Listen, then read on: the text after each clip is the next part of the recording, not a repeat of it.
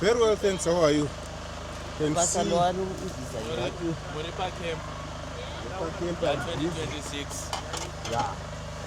And we are busy preparing for the Sabbath. I wonder how busy I am as I'm singing. Vandebele pama lessons angaripo. Lesson ipi mukati kweimimi iyi. Ndaiwana neimwe engo yendanzwisisa zvekuti even pakukura kwendaita zvimwe zvinhu ndandisingazvinzwisisi nenzira yendanzwisisa nayo pakemp pano. Lesson yedepression. Okay. Lesson yedepression ndaibatira pakuti uyu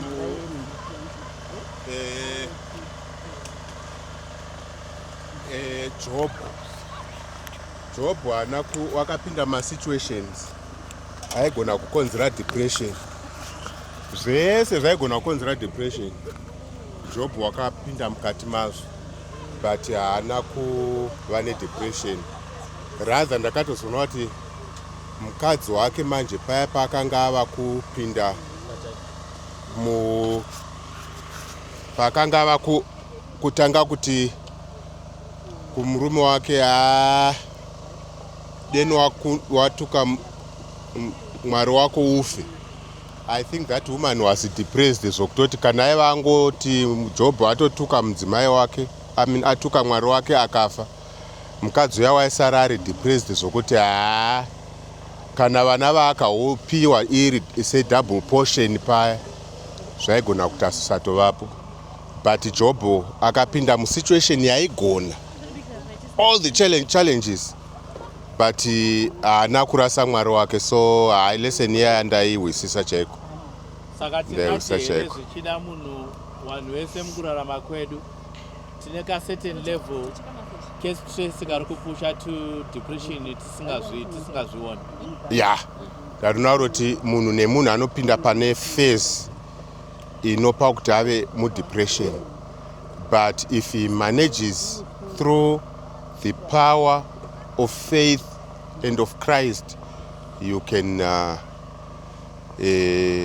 handiti elder imimi muri kutaura nezvevanhu vanoziva nyaya yaJob, right? Ko nemhaka yekuti imi mawana futi chance kuya pano pakemp. What can you say to someone out there probably anogona ke ari paanoraramira ari Bible asingaribati asi masituations akadai achisangana nawo? Moona sekuti vanhu iwawo tingaite sei kuti izvi zvotanzwa zvinziko izvi? Yeah, I think ma-awareness iwaya, nokuti kana munhu achinge asingazivi kuti ari musituation yakadaro, asina kuwana awareness, unogona kugara ari mudepression, kana kuti unogona kugara umwe waanaye ari mudepression asi asingazivi. All right. Yeah. Can we say kuti ishe depression inogona kutova nezvainokonzeresa kuma-marriages?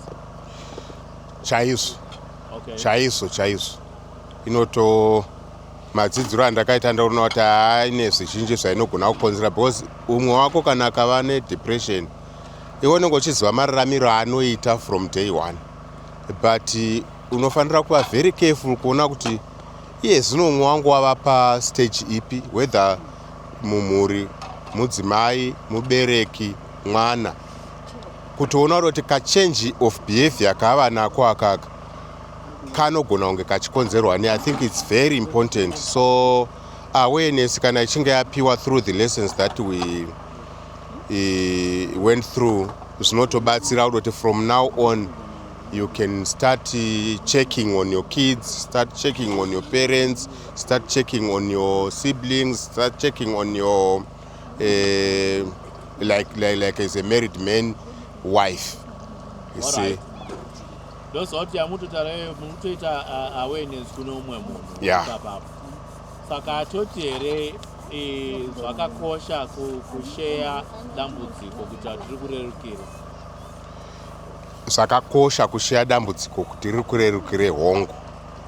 uye zviri important kuona kuti phase yemunhu muraramiro wake lifestyle yake haisi kuchinja here uye kana ichichinja kana paita any sudden problem inenge yapinda through iyo reaction yachona inokubatsira kuti uone kuti I think there's something wrong.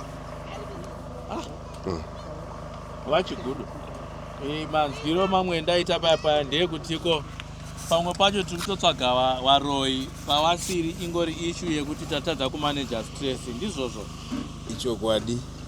Chokwadi chaizvo ichocho.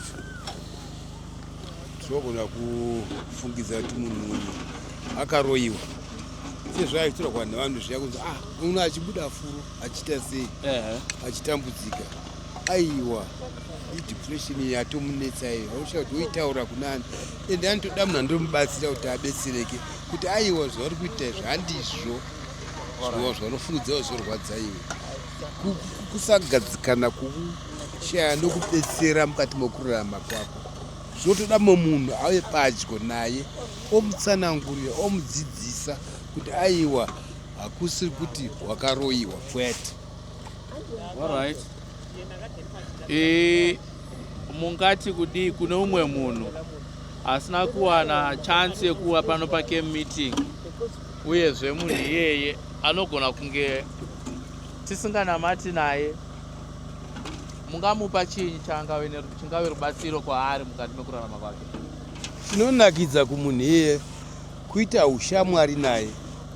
Waita ushamwari naye womushanyira every now and then uchitaura naye paunenge uchitaura naye ipapo unenge uchimudzidzisa kuti depression yakauya sei inomira yakadii then zvinoita kuti munhu iyeye abetsereke mukati mokurarama kwake.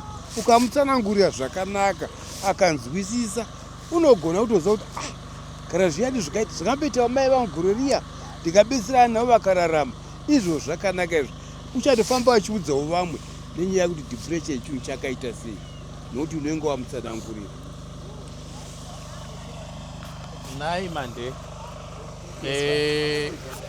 pamalessons ecame meeting yedu pane zvataurwa nenyaya yeboy child. Chii chakukosherai kana chemaona chiri chinhu chakasiyana pakurarama kwese kwemamuchiita kuchingonzi girl child? Chii chamungati manyatsoona chinhu chiri important chemabatisisa pamusoro pemwana komana? Mina mbona ukuthi abantwana bangabafana badinga ukusondelelwa, badinga njalo ukuthi umzwisise ukuthi kambe umntwana ngingamncedisa njani, laye futhi angizwisise ukuthi kodwa umama ufunani, lokuthi uboy child lo kafanelanga ngiphonga umyekela ehamba ukuyazidingela abantu abasinamhaka naye banotomuuraya life yakhe. Ndanzwisisa ukuthi a boy child also anoneglectika even kana vanhu mafirwa kana nyangwe kuri kuti a boy child ndiyo iri pamba chete. Boy child inoneglectika a lot of times, and a boy child anopedzisira akuona sokuti alright hapana munhu ane basa neni, hapana zviri kuitika mukati meupenyu hwangu. Asi even uchimuda a boy child umti embrace uve naye a boy child inotsvaga futi kuti umswederere naye muve nerelationship, mukava nerelationship as parents and child zvinogona kukuvakirai relationship yenyu, ende nayevo anogona kuona kuti kunze uku hakuna zviriko nokuti upenyu hunotanga in the family. So a boy child must also come to an understanding yokuziva kuti being a boy child doesn't mean to say unonowana zvidzidzo kunze, unofanira kuzviwana mukati mumba agozviwana nomuchechi. Okay. Sisinole panyaya yekuparisa mabaita nyaya yemasmall group tarisira kuwana kunoba kusheya nevamwe ruzivo rwakadii kuti shoko raMwari rifambe pamasmall groups. Chii chamuri kutarisira kuti chinofanira kuti tiitwe either semafamilies kana kuti as a church? Okay, ndinotenda nemukana wamandipa paissue yema-small groups. Tichaona kuti kana taakutaura nenyaya yema-small groups, pane dzimweni nguva zvinoita sekuti ungati vanhu vari kumanikidzirwa kuti vaite ma-small groups. It's not in us kuti izvoni chinhu ichi chinofanira kurarama chiri mandiri. Like ndiri kuziva kuti ndine maduties angu anofanira kuti ndiite mukati memhuri. But when it comes to ma-small groups, tinoita zvokupompwa, kupushwa, kupreswa, kusvinwa kuti vanhu vabude vainoparidza Mwari. Ndaiziva kuti ma-small groups edu, kana kuti ma-small groups atofanira kunge tichibatikana mukati mawo, kutumwa. It's a great commission yatakapuwa. It's a privilege Mwari ari kutipawo as humanity kuti tibude tinde tinoudza vamwe. So my encouragement to my colleagues ndezvokuti as families ngatiwaneivo even one family, even one member around us kuti ati timu approach because tetakuziva maneeds ake nekushayiwa kwake, kuwana kwake kwose kokoko zvinotiitira nyore mufamily. Then as a church, let's encourage each other. Vamwe toziva kuti vava vanhu vakura vachakwanisi kufamba, but vaine ma-WhatsApp avo. Inini I will encourage kuti izvoni department re-publishing through also communication, then ne-VOP department vakabatana in this ministry yema-small groups. Pane vanenge vasingakwanisi kubuda vakabudisa tuma-message twavo, tuma-flyers itoto tunogona kuita kuti vazhinji vakweverwe kuna Mwari. So hatifaniri kunge tiine usimbe kana kuti tichazomirira effort yemuna May kana tomirira effort ichaitwa muna September soon after my meeting.